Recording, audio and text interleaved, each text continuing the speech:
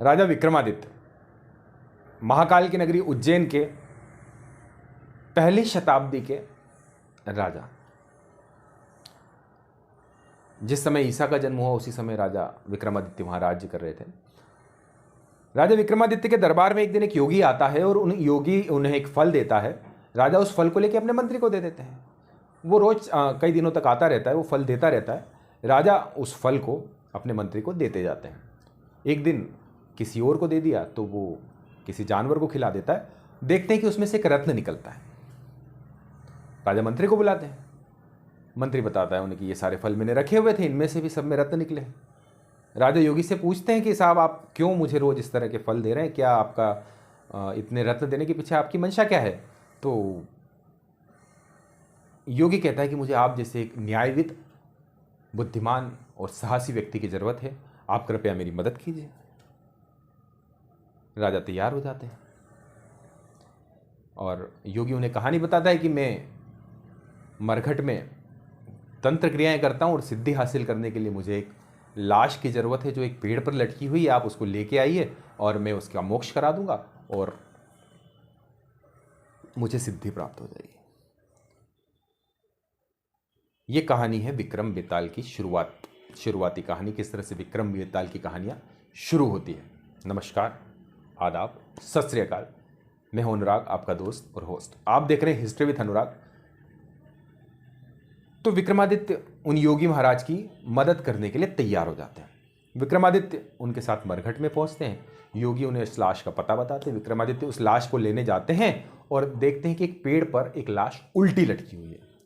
परिश्रम करके उस लाश को नीचे उतारते हैं और उसे अपने कंधे पर बिठा लेते हैं। चलने लगते हैं। बेताल पीछे से कहता है कि अरे आप बहुत न्यायविद हैं, बहुत बुद्धिमान भी हैं, आप लगते हैं बुद्धिमान। तो मैं कुछ सवाल आपसे पूछूंगा, कुछ कहानियां आपको सुनाऊंगा और कहानियों के अंत में कुछ सवाल पूछूंगा। आपको कुछ बोलना नहीं है। कहानी में सुनाऊंगा, कुछ नहीं बोलना है आपको। आप कहानी सुनते जाइए, रास्ता भी कट जाएगा, आपका टाइम पास भी हो जाएगा। राजा तैयार हो जाते, बोले कहानी सुनाइए। फिर वो एक शर्त रखता है कि कहानी के अंत में मैं आपसे कुछ सवाल पूछूंगा।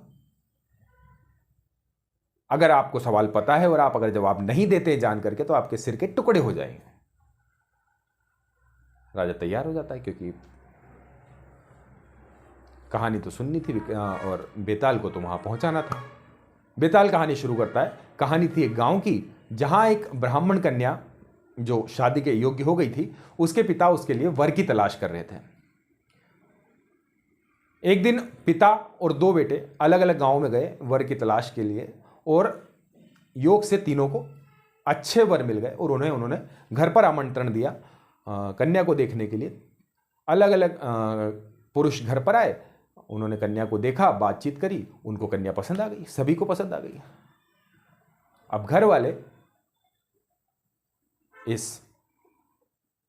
समस्या में घिर गए कि अब किससे शादी की जाए। इसी बीच उस लड़की को सर्प काट लेता है और लड़की की मृत्यु हो जाती है। अब ये समाचार जैसे ही उन तीन युवकों तक पहुंचता है, वो वियोग में दुखी हो जाते हैं, शोकाकुल हो जाते हैं, बहुत परेशान हो जाते हैं और इतने परेशान हो जाते हैं कि उनमें से एक व्यक्ति सन्यासी बन जाता है, दूसरा मरघट में जाकर योगी बन जाता है, तीसरा उस लड़की की अस्थियों को रोज नदी में स्नान कराता, वापस घर ले आता। इस तरह से तीन अलग अलग क्षेत्रों में अलग अलग जगह अपना अपना वैराग बिताने लगे। वैरागी हो गए साहब, संसार से उन्हें कोई मतलब ही नहीं रहा, यही काम, दिन भर शोक में डूबे रहते, यही काम करते। और तो जो सन्यासी था वो अपने गुरु के साथ एक दिन एक घर पे भोजन करने गया।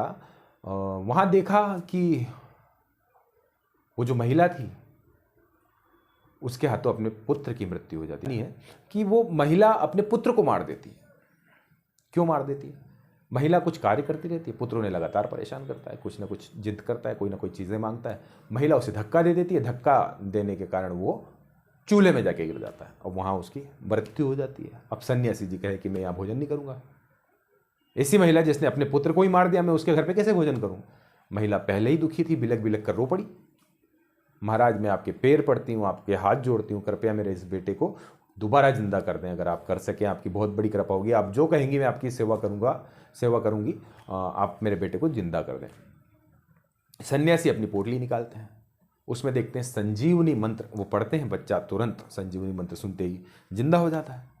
अब इस सन्यासी की आंखें चमक उठती है और ये इस संजीवनी मंत्र का इस्तेमाल अपनी प्रेमिका को जीवित करने के लिए करने की मन में ठान लेता है।